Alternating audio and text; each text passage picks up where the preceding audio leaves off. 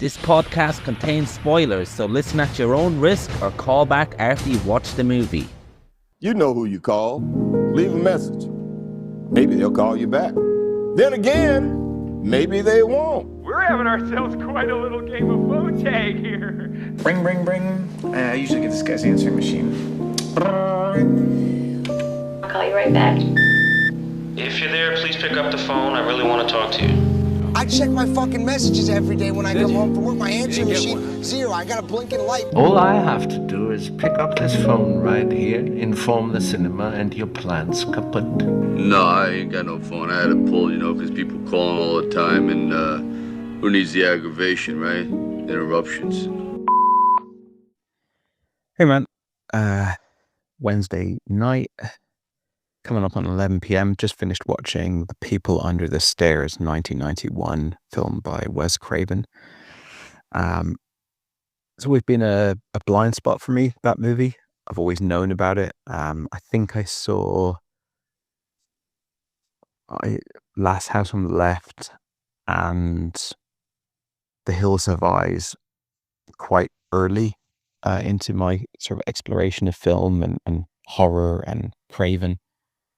Funnily enough, the film that got me into horror, the first film that sort of starred it all, was Scream 2. So he is the director that got me into horror in the first place and quickly became my favorite genre. Checked out some of his movies. He's quite prolific. He's still got quite a few movies I haven't seen, but yeah, I remember checking out those two iconic ones, Last House on the Left and The Hills of Eyes, pretty early. And I'm not sure when I saw Nightmare on Elm Street, probably would have been around the same time. And I've always kind of known about People Under the Stairs. Well, evidently I didn't know much about it because I actually didn't really know what was in this film, but I knew it was a sort of class satire about sort of poor black people from the ghetto involved in some sort of horror scenario with a class structure on it, but didn't really know any more specifics than that. Yeah, it's a film I'm kind of glad that I had shielded myself from much information about, because it's a real roller coaster ride of like, what the fuck is next? Like, what else has this movie got up its sleeve? For some reason, I had it in my head that this was part of his early films before Nightmare on Elm Street, whereas this is actually in that period between Nightmare and Scream, or really between Nightmare and New Nightmare, because I think New Nightmare was the one that really signified the beginning of that next stage in his career, the kind of meta postmodern stage. And yeah, it's a bit of a wilderness period as I understand it. I think, did he make some sort of like Eddie Murphy vampire movie? And like there's a few bits and pieces in there that are not necessarily regarded that highly. But this is 1991, so I was quite surprised to see that when it started. I only found out very recently, but I had found out that Ving Rhames was in it. But for some reason, I presumed that it was still going to be a 70s film and he was just like very, very young in it. This is actually just like a few years before Pulp Fiction. I wonder if this film contributed to his casting in Pulp Fiction. I had a really good time with this movie. It's a wild ride. It's got so much going on. It's such a mishmash of different types of film. One of the types of film that come to mind is the sort of 90s adventure movie, but like sort of domestic adventure movie. So things like Honey, I Shrunk the Kids, Flubber, Jumanji, Stuart Little, The Borrowers, stuff like that, where it's a it's a whirlwind adventure right on your doorstep, you know. Certainly wasn't expecting that from a Wes Craven movie, or what I thought to be just a straight-faced horror movie, but it's actually, I struggle to call it a horror comedy. I went on Wikipedia afterwards, and the first thing I saw is horror comedy, 1991 horror comedy by Wes Craven. I'm like, yeah, I guess so. Can't really object to it being called a comedy, but to me, it's more like, it's very funny. I laughed a lot, but more just because it's so fun and it's so wild and it's so over the top. It definitely doesn't feel like it's coming from the same place or with the same motivations as something like Shaun of the Dead, where that is a comedy full of jokes. This is,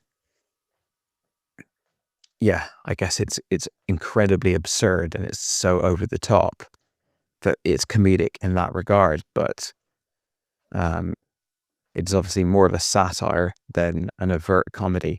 I don't know. I mean, it's not really that useful pigeonholing it into one genre specifically, but I loved the tone of the film. It reminded me of early Peter Jackson a little bit. Also reminds me of early Sam Raimi, where it's just bananas. It's completely bonkers. It's off the wall. It's so much wilder than I've ever seen a Wes Craven film be. There's that kind of wild comedic over the topness in Nightmare on Elm Street, but not to this extent. It's funny because Nightmare on Elm Street is supernatural and it's got all the crazy surreal dream sequences and stuff, but this is almost more surreal in the sense that we see the house from the outside, and yes, it's a big house, but the interior of the house, they might as well be exploring some giant factory in China or something. Just, it's endless, and I love that.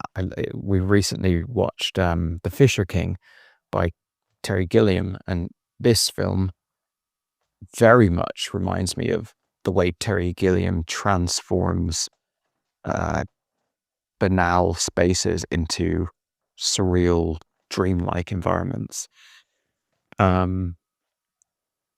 Yeah, there wasn't really much in this film that I didn't have a great time with. I just kind of loved everything that it had up its sleeve. The really perverted, horrible, ghoulish couple, or are they a couple? I know that it's ultimately revealed that they're brother and sister. We don't actually learn if there's some sort of incestuous relationship there. So I guess we just have to assume that there isn't, because otherwise I'm sure that they would have put it on screen. But yeah, those two characters are brilliant. They actually play a married couple in Twin Peaks, and both actors absolutely nail their parts. You've got the mommy character who's really wild and shrieky and plays it very big, and then you've got the daddy character, and he goes big in lots and lots of moments, but there's also like a kind of serious, understated menace to him as well in a lot of the scenes. I think that both of them sort of navigate a lot of different territory across their performances, but are just always really sick and horrible, and yeah, fantastic characters. I'm thinking of, a few years later, he'd have Ghostface, which is scary because of the mask and the costume and the mystery of who it is. And then a few years before this, he had Freddy, who is scary because he's like a sort of demonic type monster character that invades your dreams and can kill you in your dreams. But these are just two humans, not wearing masks, or at least mostly not wearing masks. And he manages to elevate them to just be terrifying. Terrifying within it's not, I wasn't really ever scared in the film, but they're terrifying in relation to this child protagonist. It's interesting because it's not a kid's film, right? Clearly it isn't a kid's film because it's very gory, it's got swearing, it's got plenty of material in it that kind of would prohibit children from watching it. But it is very much a kid's film in terms of a lot of the tone, a lot of the adventure that goes on. There's so much Home Alone in this movie. There's so much Jumanji in this movie, so much Hook in this movie. Like, I can imagine there was probably some kids with maybe parents who weren't paying too much attention who did see this film when it came out. And we could have easily been part of that because, you know, it came out, I think Robin Hood, Prince of Thieves might be the same year as this, which is a movie I remember very fondly from my childhood. So this was floating around when we were kids, but I don't think either of us saw it. But you can imagine a kid seeing this, it would be the most intense, dangerous, potentially traumatizing, but also potentially really exciting experience you could have. Home Alone was enough, to be honest, but if I'd seen this, I don't know what I would have. I mean, it would have completely transfixed me. And watching it now, as a pushing 40 guy, I had a great time with it. Early in the movie, I was like, oh God, why did you have to go with a kid actor? You know, some of the camp acting he does at the beginning where he's like, you know, it's that Little Rascals type thing, or Matilda, Charlie and the Chocolate Factory, that kid wisecracking, you know, just they're asking a lot of him, and he's giving a very sort of Disney performance, not Disney in terms of sweet and saccharine, but more in terms of that classic acting quite big. And I was sort of gearing up for that to be an annoyance throughout the film, but then I just accepted it and I went, you know, Craven knows what he's doing. If that's what he's putting in the movie, then it must work for the tone of the film, and it does. Whenever I go into a Craven movie and I haven't seen it before, I guess I'm kind of going in expecting something quite serious. I don't know why, because if you think about it, Scream, and I completely disagree with this, but Scream is often called a horror comedy, but it certainly has a lot of comedy, like kind of more comedic moments in it. Last House on the Left has plenty of comedic. I think it's probably the worst use of comedy I've ever seen in a film, but it has got lots of comic interludes. Nightmare on Elm Street, loads of wisecracking from Freddy. So he has definitely, he does like to bring that into a film.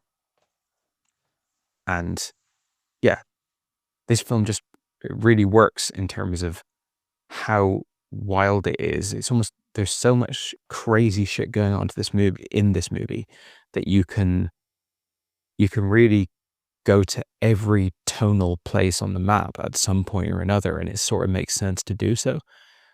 So you've got like really heavy, dark, harrowing subject matter of like child abuse and obviously themes of gentrification and the situation that Fool, the main character, is in at the beginning of the movie, with his mother dying of cancer and him then about to be out on the street, and then these like racist, exploitative, like horrible landlords that that they have. It's, I guess,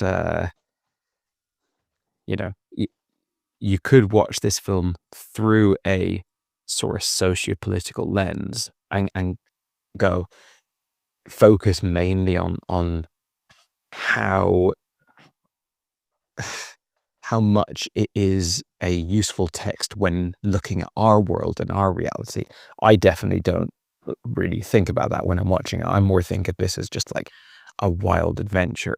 And I think, like a lot of exploitation cinema, it takes advantage of existing anxieties that people have about property and poverty and class system and stuff like that.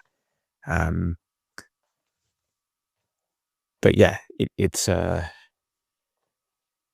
always got another trick up its sleeve. I mean, I would actually be happy to see a longer version of this movie with even more crazy shit.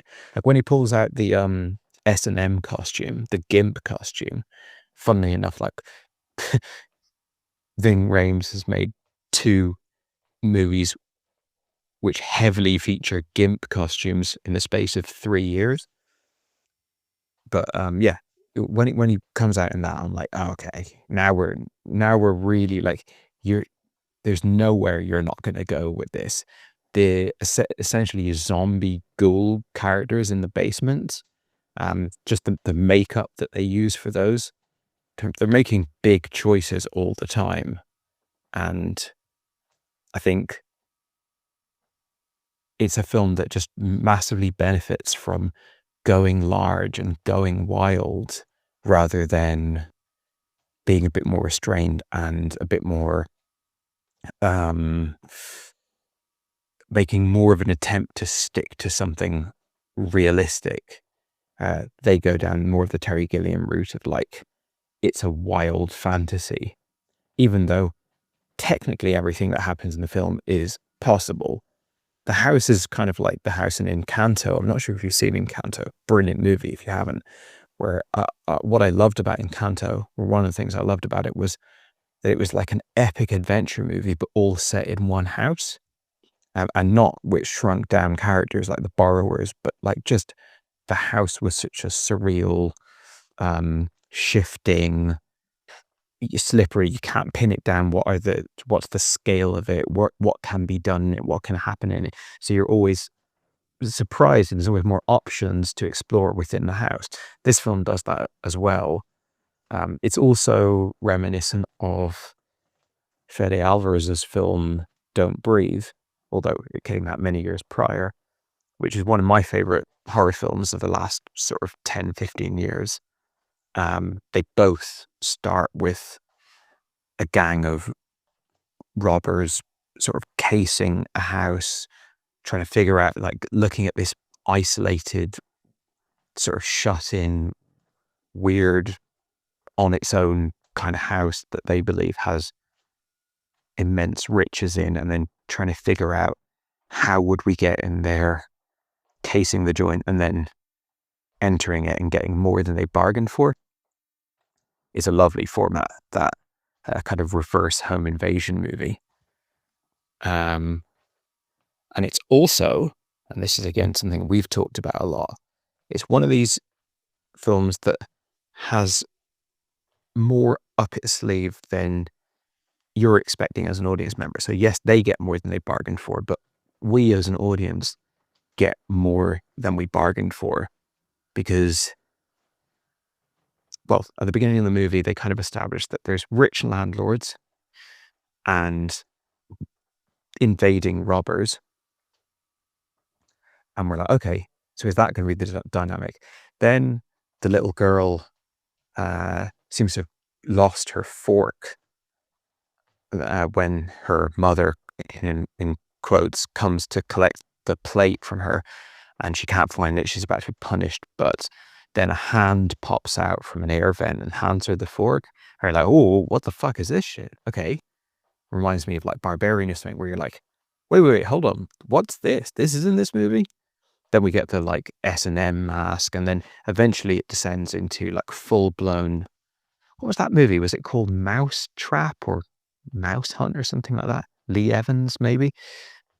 Just one of these films where it's like person versus house, almost like smashing apart the house. It almost seems like this house, there's no, like, I'm thinking about, do these guys have like repair people come over and fix their house every week? Because he seems to be like blasting the hell out of the house with complete abandon.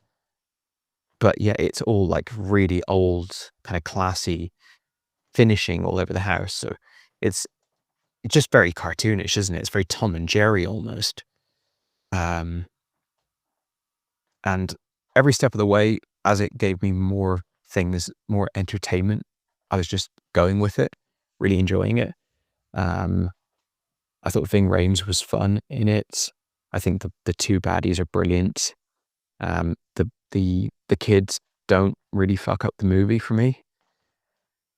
There were scary bits, tense bits, early in the film before it's more of a kind of action adventure, and it's still sort of that sneaking around. They don't necessarily know he's there, and you don't understand the potential of the house. That's another thing that's kind of revealed to you over time, is that the entire house, right from its furniture, its fixtures, like its staircases, its vents, and then its like props, everything within it, it's all mechanical and almost like Inspector Gadget levels of like pull a lever, pull a string, flick a switch, this will turn into this will open. Like, I love that, at the gradual reveal of that. And before you understand that just like this house is like a wild machine, almost like an organism of pain and destruction and torture and horrible history, before, as that's just starting to get peppered in, it is a bit creepy, because you go, okay, dude's just wandering around a house. He's, under threat. He doesn't get caught, but suddenly, whoa, what's going on over here? And it does create like a kind of tense experience. This is kind of why I push back a little bit on the comedy horror thing, because horror comedy, or comedy horror, for me isn't scary. Not that it's, I don't mean that to say that like as a rule it can't be scary. I just mean that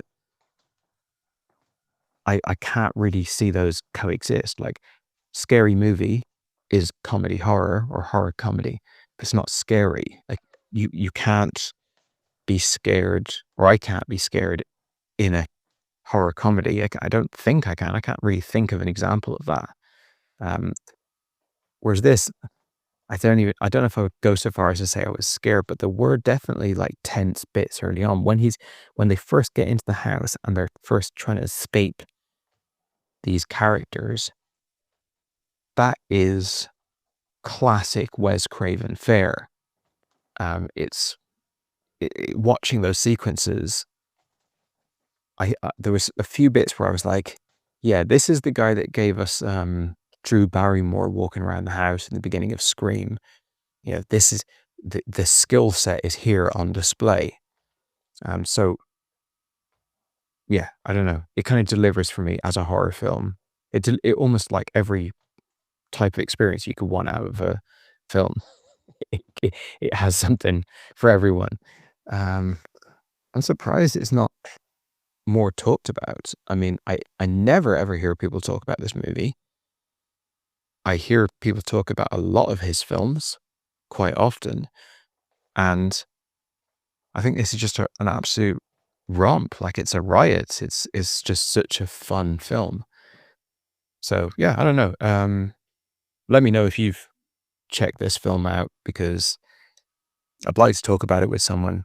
And looking back on it now, these two actors, Everett McGill and Wendy Robbie, who were both in Twin Peaks, and that's mainly my reference point for them, they absolutely kill it here and kind of make me lament the fact that they didn't have more of a career. I feel like they could have, surely these parts here should have springboarded them into something. But yeah, good solid flick, and another point for Craven. It makes me want to actually dig a little deeper into his filmography, because I think almost every film I've seen by him I've actually really enjoyed. So maybe I need to check out some of his more criticized films and see if I actually really like them.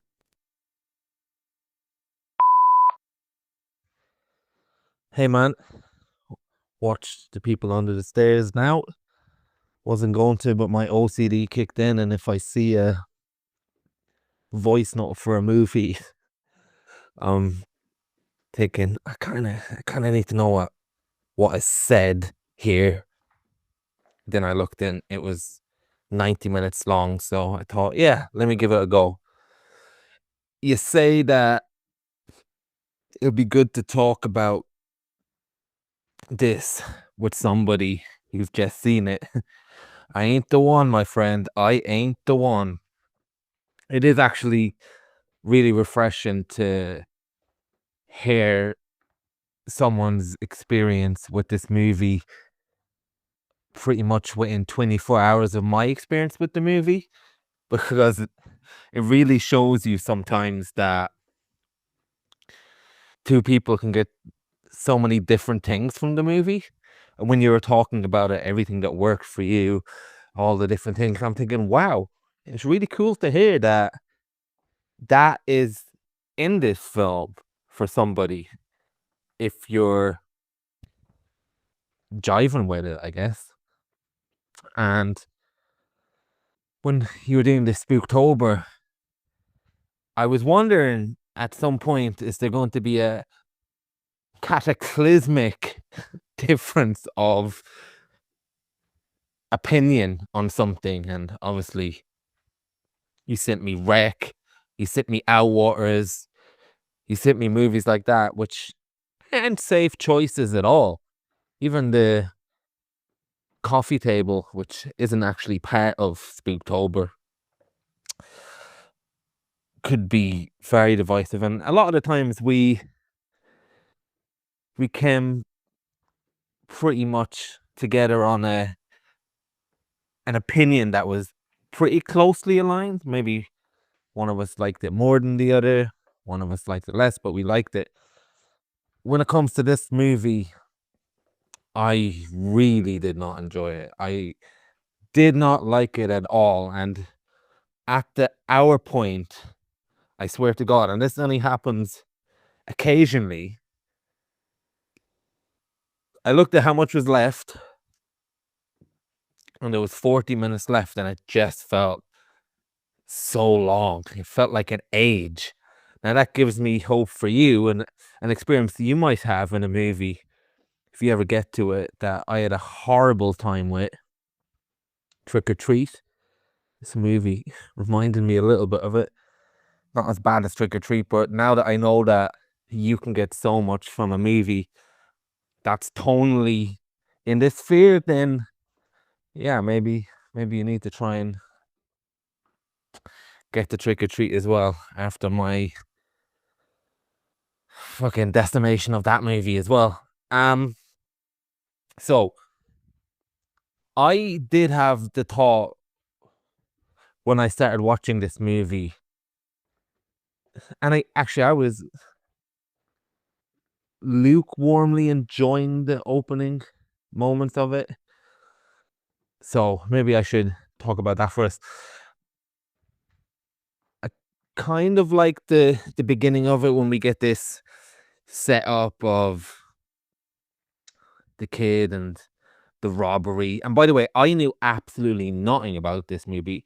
I knew a zero could zero be about this movie. I know this one of my favorite bands is called People Under the Stairs.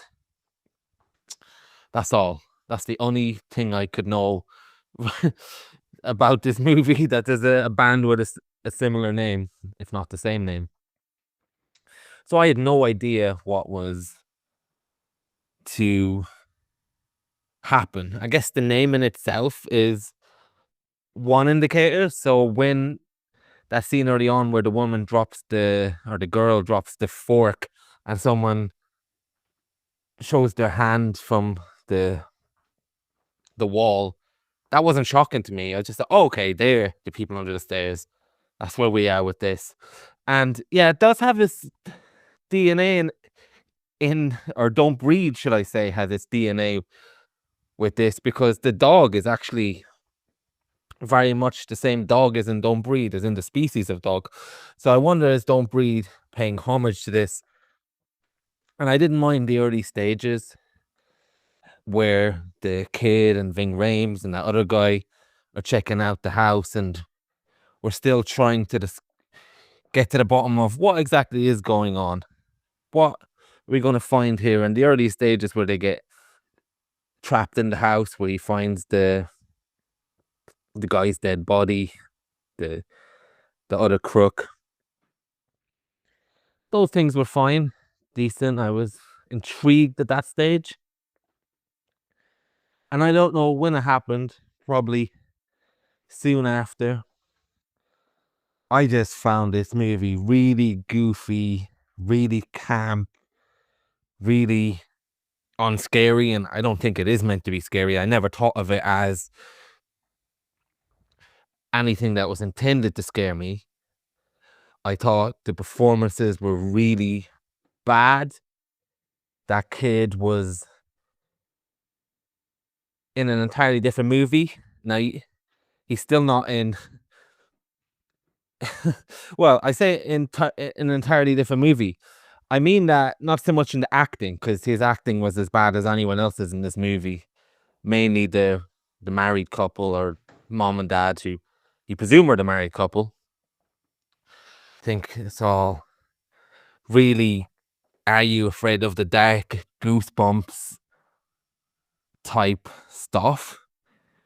That really kind of a bad episode of Buffy the Vampire Slayer, or a bad episode of maybe Angel, where you get this case of the week thing where it's just not working in any way. That's how I felt about this movie. But when I say the kid's acting is in a different movie, I mean he's in a kid's movie with his mannerisms. And it's not to say it's the child acting. He's acting like a child does when they're acting in a kid's movie. And you referenced The Borrowers and things like that. The thing that actually came to my head first was, this is a bit like the Goonies. Even the bad guys in the Goonies act a bit like the bad guys in The People Under the Stairs. And this was early on where I was just trying to find a tonal grip to this movie for myself. And I thought, okay, I'm gonna get a version of the Goonies, or a version of some haunted mansion type action adventure-y movie that I would have loved in the 90s, that I would have loved in the late, well, not the late 80s actually, because I would have been 4. I would have been fucking terrified. Although I think I've seen Indiana Jones around that time. And it just never happened for me. I didn't even get that. And you mentioned, oh, you're never going to know what you're going to get from this movie. This is just pure craziness. For me, it felt the same level of consistent. Sorry, someone's at the door a second. Let me end this a second. Sorry, someone just came to collect or check the fire doors there. It's probably the sound of me burning down this fucking movie, like the house at the end of this. So yeah, for me, it was just a mishmash of screamy, shouty, camp stuff. Like I found it really camp, and every choice that you were enamored with, which is nice to hear that these things can work so well for somebody. I just thought, okay, here we go with something else that is just really TV-like. And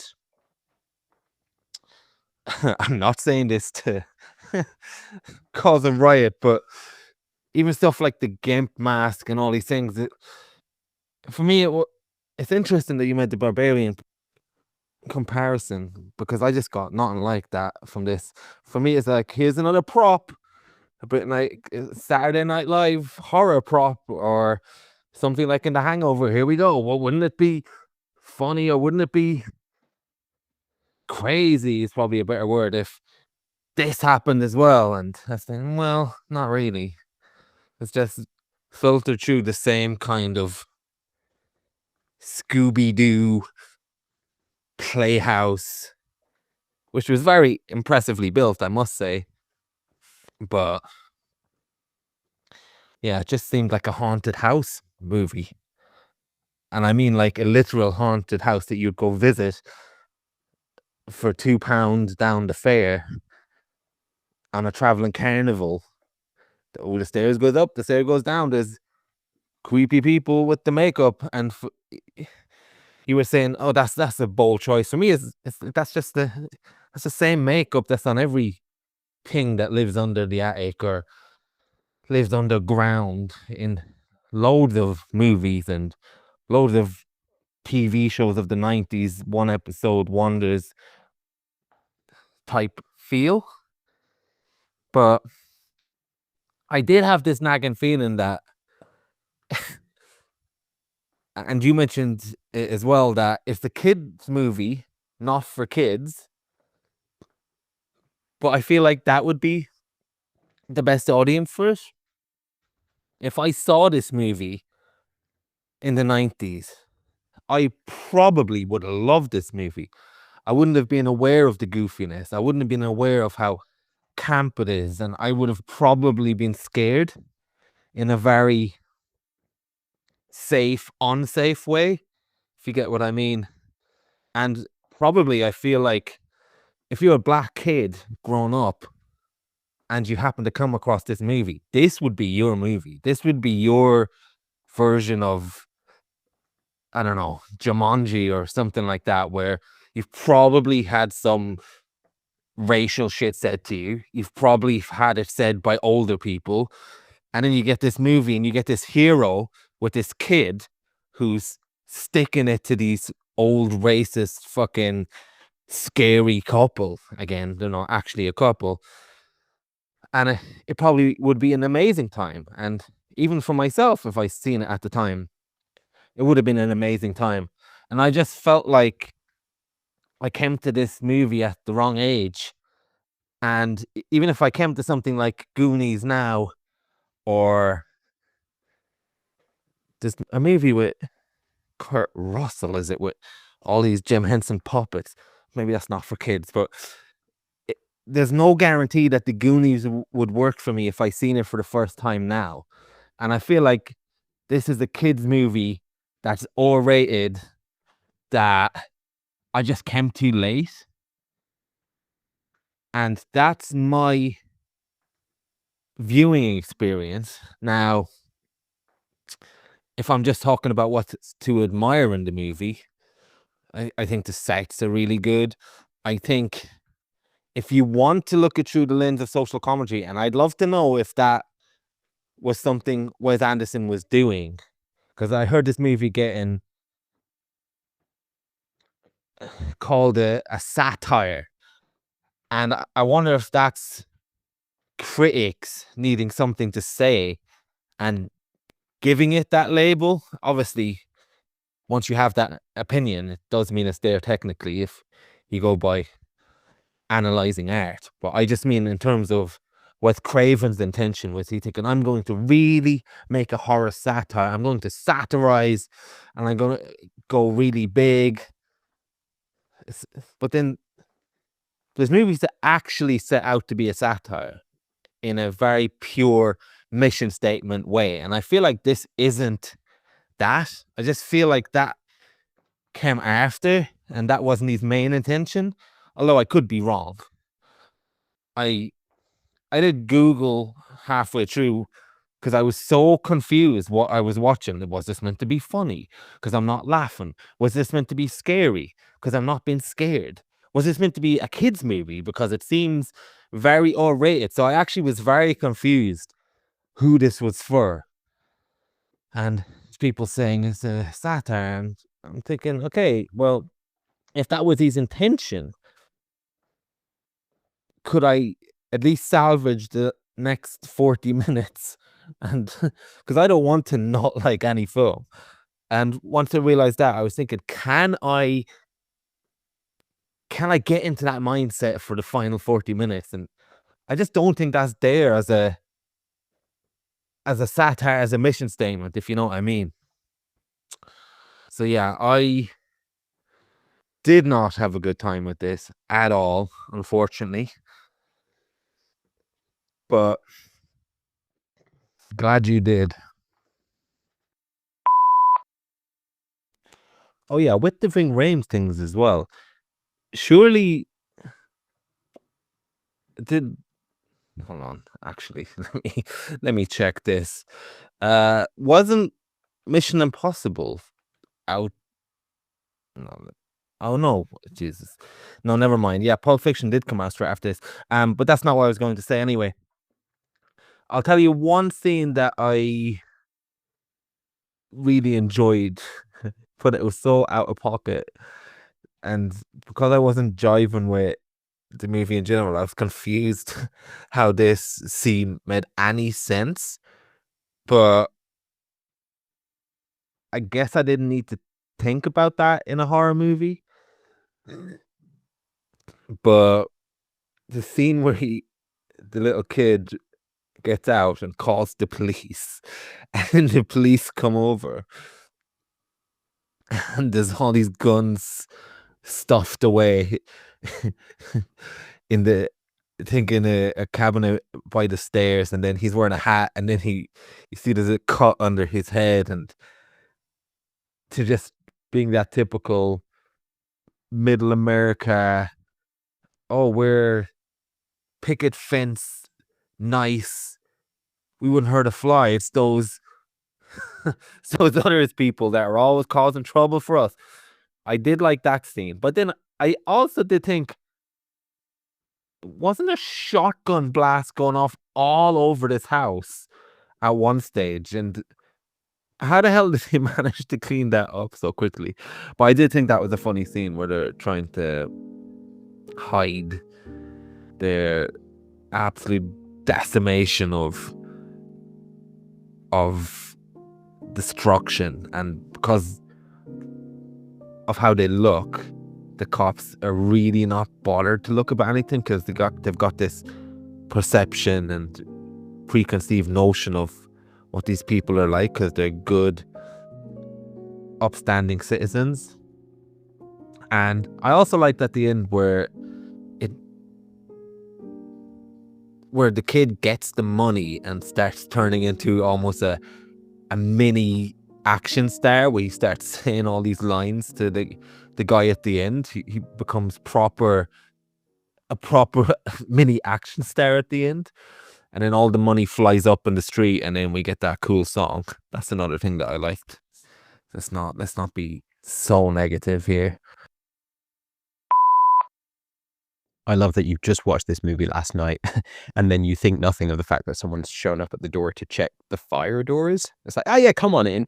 Yeah, any person who shows up at the door claiming to need to check something about the house is trustworthy. Yeah, it's fascinating that we've had such a different experience with the movie. I think part of the reason why we feel similarly about so many movies is because we've both grown up in the same era, watching the same stuff. We've both been recommending stuff to each other for years. So we've kind of been like keeping each other up with our tastes as we go. And yeah, I think we just have a lot of the same interests. And there's a few places where they maybe split a little bit. Like, you're obviously less into horror than I am. I don't think that comes into this film particularly, but just that's one example of a way that we slightly differ. But when a film doesn't work for us, it is always interesting because it's like, let's try and work out what is the specific thing about this film that made me have a great time with it and made you hate it. And I certainly can't tell directly from your voice note. Maybe we can work it out with a bit more conversation. You mentioned there at the end the scene that you liked of the cops coming over, and she's walking around with her tray of cookies, and he's smoking a pipe, and he's like almost like a golfing costume on, and opening up a little doorway and it's full of guns and everything. Like, it's hard to me to understand how you can like that scene and not like this movie, because the movie is just all about crazy, ridiculous fun. And that's what that scene is. But yeah, I guess maybe we'll get to the bottom of it with a little more conversation. To the point on satire, I think I really don't know where you're coming from when you question whether or not this is satire. I can barely imagine how a film could more so be a satire than this film. Like the film that comes to mind as the most classic example of satire I've ever seen would probably be Doctor Strangelove. And going beyond that, it's like, I mean, I guess like Idiocracy, another like classic satire, but this to me is, let's take a real world condition or several, you know, racism and class system, gentrification, land ownership, all of these kind of real world concepts, and then let's reckon with them in a fun, sort of taking the piss, exaggerating the archetypes involved, entertaining romp. Perhaps we had different definitions of satire, but it'd be interesting to hear, if this isn't a satire, then what is a satire? Because I think, yeah, it very much strikes me as a satire. I literally can't imagine how Wes Craven couldn't have been making this film right from the ground up as a satire, and it end up like this. Few little points. I've taken some notes on your voice note. You mentioned, because I had said several times, I was like, sort of, whoa, what's going on here? Like, it's a new dimension to this film is being added. Not like complete left, not 180s, but like, okay, all right, now this is in this film, the sort of crazy Doc Brown machinery, levers being pulled, all that kind of stuff. Like, wasn't expecting that. Like, you know, you kind of watch a horror film and you might get like, oh, here's a new weapon or something, but you don't expect someone running up a staircase for a lever to be pulled and that staircase turns into a slide. Like things like that. Where it's like, okay, we got more going on here. And you mentioned how you weren't shocked when the hand comes out of the vent because the movie's called People Under the Stairs. So I had always heard about this film and heard that it was a sort of that it used the themes of social inequality, wealth inequality, and poor people, rich people, all that kind of stuff. And so I always interpreted the title People Under the Stairs as a sort of figurative sentence of meaning the working classes, not literally like you go down under the stairs and there's like people looking out and hands coming out and grabbing you and stuff like that. So, you know, again, this film never really scared me, but it was a new dimension to me when that popped up. You also mentioned that like you felt the kid was in a different movie. I think a lot of the time in your voice notes there, you've exactly identified what I love about this film. Everything I love about this film was there, and you saw it and you logged it and you went, no, this is a bad thing. This doesn't work. It's incoherent, or these ingredients don't work together. And you even said that when you saw the kids acting, and you're right, he's acting just like the Goonies. He's acting just like kids adventure movie, Richie Rich, any of the movies we grew up in, even like Kevin McAllister in Home Alone. Like, you know, you give up or you're thirsty for more. Like he's got that like spunky little smart ass kid attitude, and that we've seen in a million of these movies. But when you tried to hook into that Goonies energy, as you said, and tried to go with the film on that level, you weren't able to for some reason. And for me, as soon as I clicked, it's like it was actually the kids acting was the sort of thing that drew me into that. And I went, okay, this film has a different energy than I had anticipated. For starters, I thought it was a 70s Craven movie. I thought it was going to be almost like a video nasty type thing where it could be getting some like real horrible stuff in it, like Last House on the Left. And then I realized, no, I'm in like a 90s adventure film. Eventually I realized that anyway. And at that point, that put me on very solid footing for the whole rest of the viewing experience. And it is the Goonies. It is Jumanji. I think the only thing that you could say that makes it different to those films is, like you said, it's not necessarily for kids. Now, I think we agree that if a kid was able to handle this and it didn't traumatize them and they saw it at a young age, this could be an absolutely electric viewing experience for them. But whether or not I'm going to be showing it to my kids when they're like 7, 8 years old, I don't know. Although there isn't, you know, there are, I guess there's a few things like when he's down in the basement chopping up the guy and throwing bits of his entrails to the people under the stairs. There's a few shots like that which are like too much for kids, but they're, for the most part, it's more, the horror is like the suggestion of like, wow, wouldn't it be fucking horrific if people actually did this, rather than imagery that's going to like stick in your brain and traumatize you as a little kid. I think that's an interesting idea, the kids movie that isn't for kids. One of my favorite movies growing up, and it was the first movie that really, really made me fall in love with film and really got me just super excited about film, was The Mask, the Jim Carrey movie. Now, I'd loved movies before then, Home Alone, Robin Hood, Prince of Thieves. You know, you go to the cinema, you have an absolute blast and you love it, but then you come home and you're like, you know, you move it on to board games and, you know, treehouse, and you know, it's just one of the things you're doing. I think when I saw The Mask, that was the time when I realized, no, film, particularly as a medium, is something really worth paying attention to. And The Mask is sort of a kids movie for adults in a way.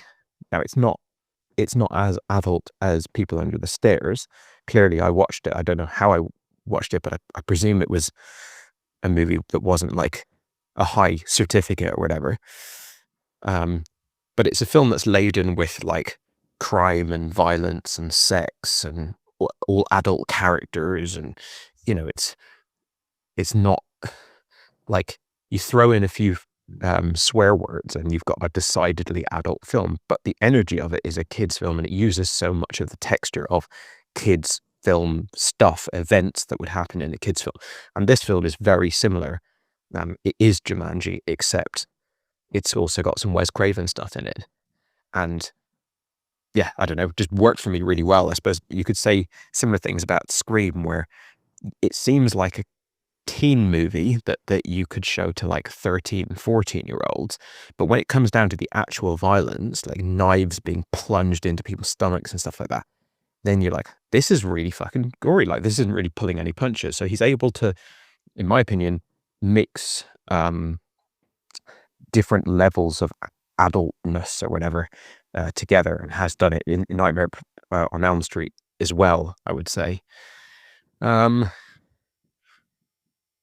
yeah, I think what's happened here is the movie has sort of shown its hand. It's shown you what type of film it is, and you've rejected it, and I've gone with it. It's not even like a conscious decision for me. It's just like I was having great fun at every turn, all the way along from when they're in the van driving around with the other guy that gets killed quickly. Everything that even when he's there in his little Boy Scout uniform, and the whole thing, just it's entertaining to me all the way along, and it's fun and it's silly and it's stupid, and the house is obviously this big surreal thing. I love that. You know, you're talking about how, weren't they shooting shotgun blasts all over the house a few minutes ago? Now the police are over and everything looks fine. Well, that's because this house is about 75 acres in size, so you can just shoot whatever you want, and you'll probably never end up back in that bit of the house again. Like, more to the point, that gunshot blast won't even be there next time you get back there. It's like a video game almost. To me, this film is not exactly to be taken literally. I mean, it is obviously supposed to be real. It's not like a dream that we're seeing or something, but it's silly. It's a cartoon in many ways, but it's a cartoon mixed with dark adult subject matter, much like Evil Dead 2, which is another like very beloved cult film. So I think you can get away with this kind of stuff. Now, sometimes when you like a film, I don't like a film, or vice versa.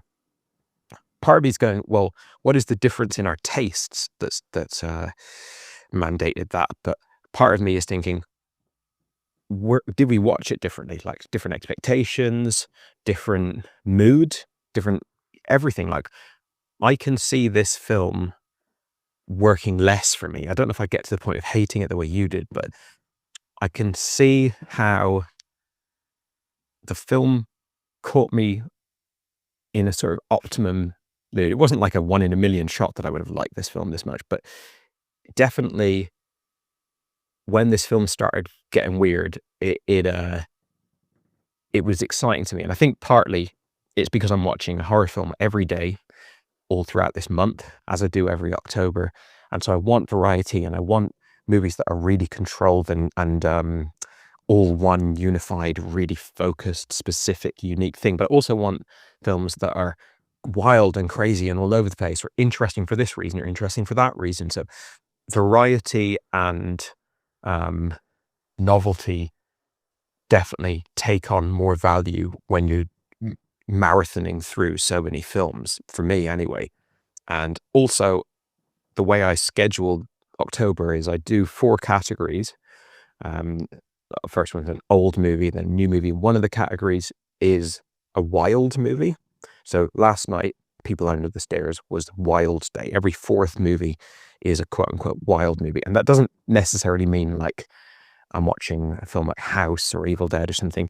It doesn't have to be completely wild, but it's more of a wild card than literally wild content, in the sense of I pencil it in where like every 4th movie is a movie that I'm interested in, that I like, I'm very curious about. I like the look of it. I've heard people really championing it, but this film could be an absolute piece of shit, or this film could be really weird and hard to grapple with and stuff like that. So I kind of, not that I necessarily remember, oh, I'm on the 4th, I'm on the 8th day, I'm on the 16th day, oh, this will be a wild one. So it's more like I've already decided years ago that one of the things I like to watch when I'm watching these months is very unique films. And this is a film I'll be recommending to people for sure. Hopefully people who differ from you and your tastes, but there's definitely people who I'd go, you know what? Check this shit out. You like Wes Craven? You want to, see more of his movies? This one is a really interesting and different film. And I guess the biggest divergent point between our experiences with the film is that you didn't like the 2 antagonists. You said that the acting was terrible across the board and that they were terrible. I mean, they're big. They're certainly big. This isn't Daniel Day-Lewis type acting we're seeing here, but man, I thought they were so much fun. I thought they were just wild. Even some of the things you kept on referencing things in your voice note, like Goosebumps and Are You Afraid of the Dark, and using those almost like as derogatory criticisms of this movie. But to me, that's exactly what this film is going for. It's going for that fun and wild and like, whoa, now he's got this on him and everything. It's, I dug it. And I wonder if we think about any examples of films that are kind of like this, kind of you just got to have fun with it vibe that you've brought to the table that I haven't been able to vibe with. I guess what is an example of that is the Bad Boys, recent Bad Boys movies, and sometimes a sort of cheesy action movie, you'll get more mileage out of it than I will. You did with Ambulance as well, the Jake Gyllenhaal flick, which I like fine, but I think it was really, really effective for you. So maybe I'm like a cheesy horror guy and you're a cheesy action guy to some extent. But yeah, like I said, I think it also depends on the mood that you're in and the kind of immediate environmental factors. Hey man, just going on my park walk now. Little side story. I purchased a UFC tracksuit from Primark just because, for no other reason than it is cheap and it looks good on me. And the amount of conversation is drawn when I go on walks and out and about, I really need to almost not wear it anymore. I had someone the other day, oh, did you just see UFC, whatever? And it's like that. Oh, this fucking screaming kid. It's almost like that meme of somebody. No, it's a YouTube video actually. Oh my god, this kid. Where this girl has a Nirvana t-shirt on and doesn't know who Nirvana is. I felt a bit like that with someone asked me about the UFC. Did you see UFC 78? And I'm like, sure.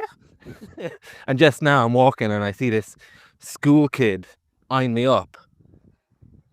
I think, what the fuck's he eyeing me up for? And he goes, he asked me, oh, do you do UFC? And first of all, I have the earpods in, so I don't fully hear what he says. And then I ask him again. He said, so you do UFC? And I'm like, oh, no. I'm just cosplaying as fucking Conor McGregor. But yeah, back to the point. Yeah, it is funny because we've got such similar tastes that when something wildly doesn't work, there almost needs to be an inquisition into it. And just listening to your voice note as well, obviously film is a very emotional experience and very much in your gut. But through my voice note and your voice note, you could almost draw a diagram of where somebody one of us made a decision, obviously subconsciously, to go at one moment, okay, this kid acts this way. Well, I went with it emotionally. And then I'm like, oh, the kid is acting this way. No, I'm not going with that. And this is really crazy type of mayhem.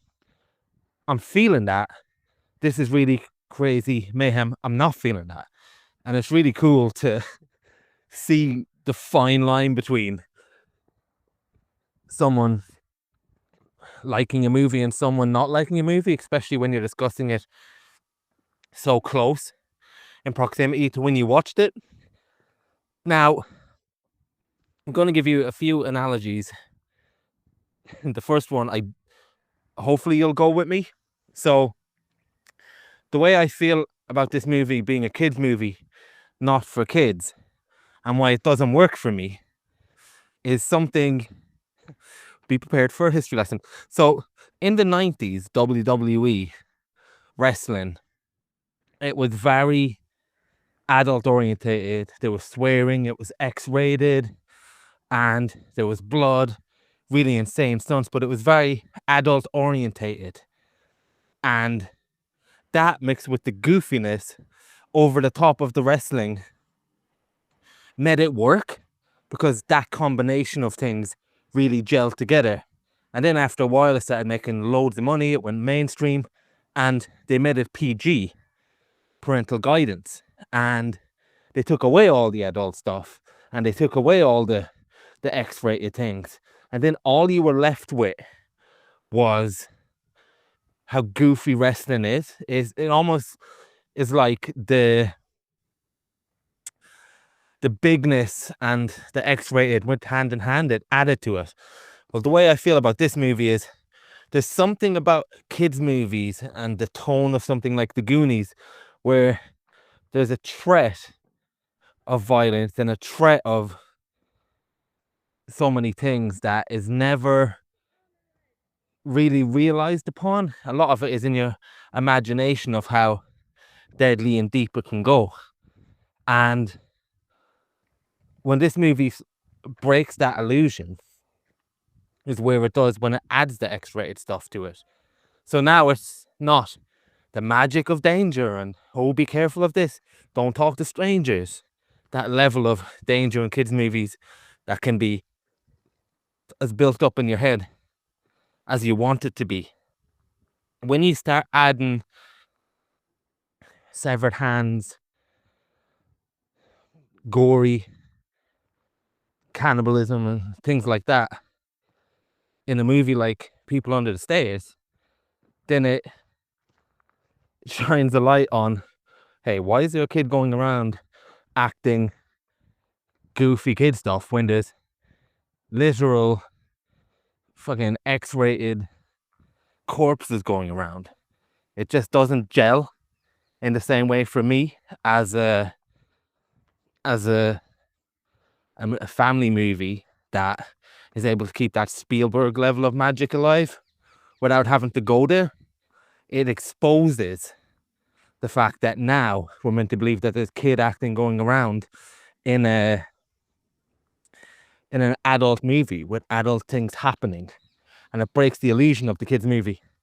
And you mentioned how come that scene worked for me whereas the rest of the movie didn't. Well, for me, the movie itself is very one note. I know you had a completely different experience from me, but for me, the note to be made is very goofy stuff keeps on happening. And when I say goosebumps and Are You Afraid of the Dark, I'm referring to the level of acting of the main characters, the bad guys that you had a good time with. And for me, that's very much like sketch comedy. If you're going to do a stereotypical scene, maybe on a show like Saturday Night Live. Is it Saturday Night Live? Yeah. Or just really bad Little Britain type scene where, oh, now we're going to do a scene of what it would be like if a mother and father were stereotypically crazy. And then that's the note that the film was at for me with their acting. Just felt like sketch comedy stretched out for 90 minutes. So you can tell why I had such a bad time with it, if that's what it felt like to me. And what else is there to say? Yeah, the reason why the cop scene worked well was just it's slowed down. So it felt like a change of pace to me. And it just felt like a very, almost like an insert moment from the craziness where, oh, here we're going to have some like scene where the police come around and isn't this ridiculous? Whereas the rest of it was just the same level of ridiculous, like the same level of camp. Whereas this, it just switched a bit for me. And even while I was watching it, I was still thinking it's ridiculous, but it made me laugh is all I'm saying of its notableness. Now, what is a satire? How I could think it wasn't a satire? Well, there's probably loads of examples to get into the conversation of what is a satire, how we interpret a satire. For me, South Park is a satire, right? So is Scream 1 a satire, or is it a movie that brings other elements into it? I certainly didn't view it as a satire, even though you could call it a satire. Is Get Out a satire, or is it bringing in fears that black people have of white people and using them as a backdrop? Is The Dark Knight Rises a satire?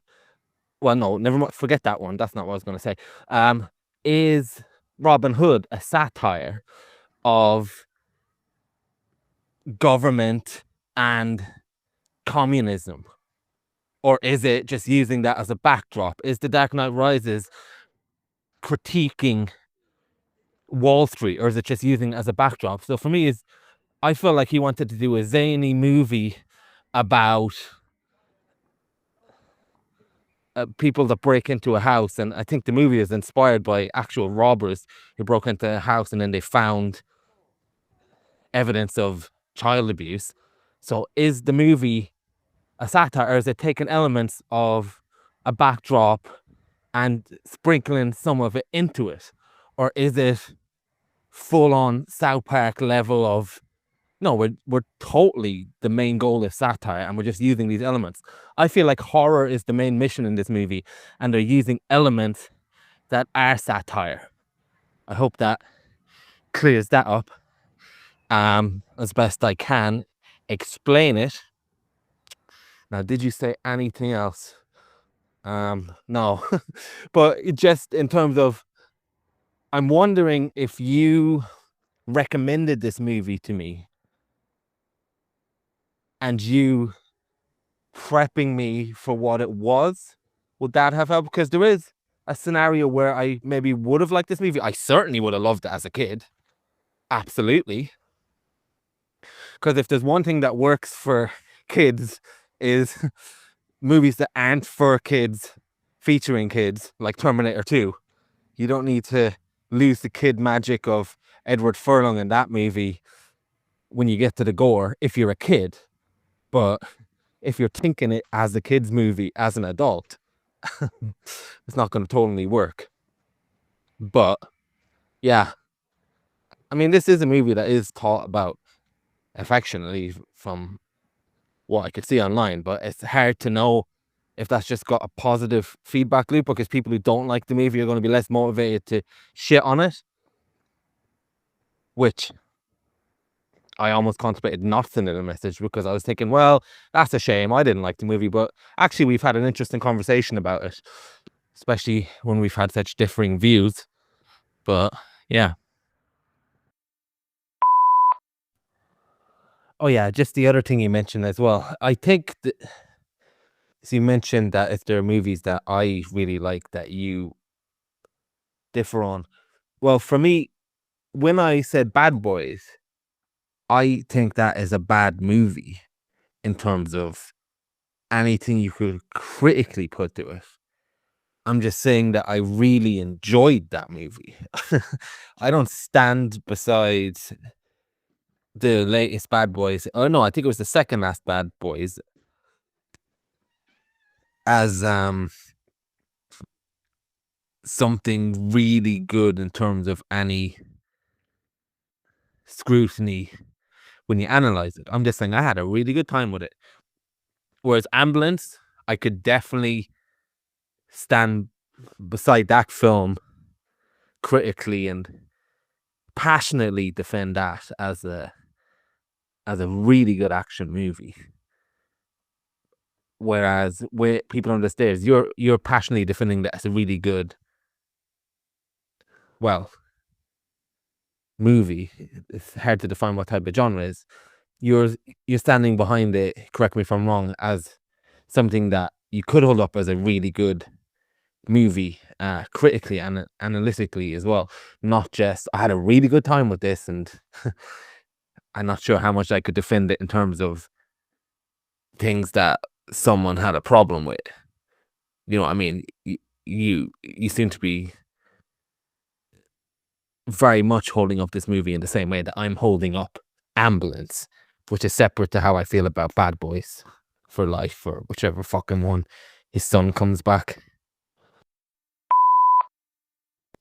You must be the only person out there wearing a UFC tracksuit just for the like look of it, and not out of fandom for UFC. I can certainly imagine that generating a lot of interesting conversations. Just to be clear, I'm not saying that this is a family movie. Like I get that this film is made for adults, and I think there's swearing in it. There's like aggressive, racist language, and certainly extreme violence and gore. So I'm not actually making the case that this is a film that should be released in a box set with Jumanji and Stuart Little. But I think for me, it all kind of work together. I am an adult, so I get to watch all that. Like, I can watch whatever I want. And if I want to watch a movie with the energy of Jumanji, I, as an adult, can watch this film. You sort of talked about the WWE thing of how, correct me if I'm wrong, but my understanding is that you're saying that it was the suggestion of more extreme content in that was there, but it was kept sort of family friendly, unless I'm misunderstanding you here. And then this film actually includes the non-family friendly, like the darker, more intense stuff, and that kind of stops it from being totally consistent. I guess for me, it just doesn't. Like, I liken this to, again, like a film like Mandy, the Nicolas Cage movie, which is just like crazy and fun and hilarious in its, not hilarious like Dumb and Dumber's hilarious, like it's not just like setting up jokes, but hilarious in how wild it is and how over the top it is. On the subject of satire, I think satire is like a very slippery genre, or even, I don't even know if I would call it a genre, but it is definitely something that's hard to define and somewhat in the eye of the beholder. You mentioned a few movies there like Scream and Get Out and Robin Hood, and are they satire? I think I definitely wouldn't say that merely including a real world subject matter makes a film a satire to me. Like it's absolutely not that. So something like Robin Hood, where it's like, yes, this is like set in a real period in history and stuff like that, wouldn't qualify it for satire. Also, Scream, to me, wouldn't qualify it for satire. The case has certainly been made that Scream is a spoof or a send-up of the slasher genre. I disagree with that fairly strongly, but even still, I don't think that would make it a satire. Like Naked Gun isn't a satire. Scary Movie isn't a satire. For me, it's the thing that makes this a satire, and arguably Get Out as well, is that it's taking real world subject matter, whether it's racism, classism, land ownership, societal inequality, all that kind of stuff, and then it's skewering it in this ridiculous, over the top, crazy way for the purposes of kind of taking the piss out of these types of people and these types of institutions. So the rendition of the landlords that we get in this film is not merely like documentary style, let's just try and capture it as it is. It's not like a David Simon thing. It's a crazy, over the top caricature that's supposed to be amusing to, like, I would say it's supposed to be funny, but I don't want to go down too darn the funny thing, because it's not a comedy to me. I know I mentioned that in the first voice note, that is being called a horror comedy. This is purely just my own semantics. It's not, I don't have any problem with someone calling it a horror comedy or considering it a horror comedy, but I guess for me, it's just, there's something, I cross that line into calling something a horror comedy when it is more joke driven and more like Shaun of the Dead is the perfect example, but like Young Frankenstein is another perfect example. This is not that to me. This is still planting itself much more in the horror, but the comedic side of it is in the satire to me. And I guess you could say the same thing about Get Out, other than that one character in Get Out who's his friend that comes to kind of rescue him at the end. Everything else in that film, the comedy derives from its satirical nature and how absurd what you're seeing is in the face of the real world that we live in. I don't know if that made any sense at all, but I think it's a bit of a smell test with satire. It's easier to feel that something is a satire rather than to like fully justify it. But I guess my interpretation of satire and my recognition of what I consider to be a satire lines up with this film so exactly and so closely that I can't imagine Craven making this and he just happened to include these themes, but no more so than he could have included this, like, any random themes that he has no interest in commenting on. It feels much more pointed. The depiction of the landlords and stuff like that just feels much more deliberately critical. So yeah, that's, I guess, part of my reading of it. And yeah, I guess there isn't that much more to say on it, really. We've both had these different experiences with it. Does this affect your evaluation of Wes Craven as a director? I'm not actually sure where you fall on Craven, because I think you're a big fan of Scream, and I suppose Scream 2, although maybe I'm even over assuming there. If he's able to put out a film that you hate, and frankly, my most hated thing about early Craven is his navigation of comedy and tone, but for me, he had sort of mastered it by this point. He'd already kind of done the experiment of marrying the two together in Nightmare on Elm Street and done it fairly well. But I think this and Wes Craven's New Nightmare, which comes out very soon after this, and then Scream, which comes out very soon after that. This stretch of 5 years or whatever, to me, I guess, shows that he mastered it. Kind of like John Carpenter also mastered that as well, being able to do non-comedy genres, whether it's action or crime or horror or whatever, and then mix that in with comedy, but it's not Dumb and Dumber, it's not an Adam Sandler movie, it's more comedy as in like fun with a little touch of funny. So yeah, this has brought Wes Craven up for me, but how has it affected your fandom of him? Yeah, I was just gonna say how I would view the depiction of the acting of the brother and sister couple in this, and some of the other things that you say are satire. I'm not necessarily saying they're not satire, by the way. Anyway, uh, there's just certain things in this I don't know if it's just characters acting big as a style that's separate to satire as well.